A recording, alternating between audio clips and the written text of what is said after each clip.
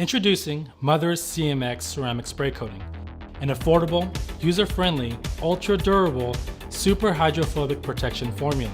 First, it should be noted that best results are achieved on a well-maintained finish, free of paint defects, waxes, oils, or contaminants, like our test vehicle here.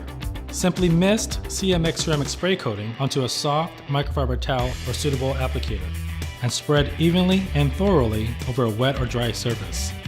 You'll notice that it will actually start to disappear. Allow a few minutes for the coating to bond.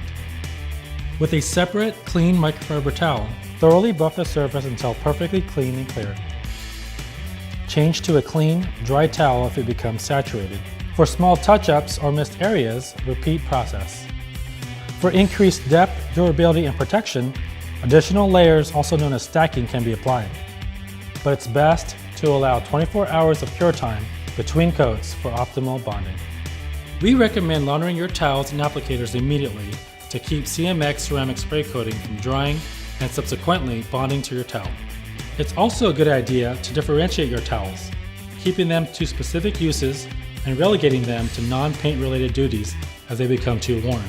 Caring for your vehicle has never been easier.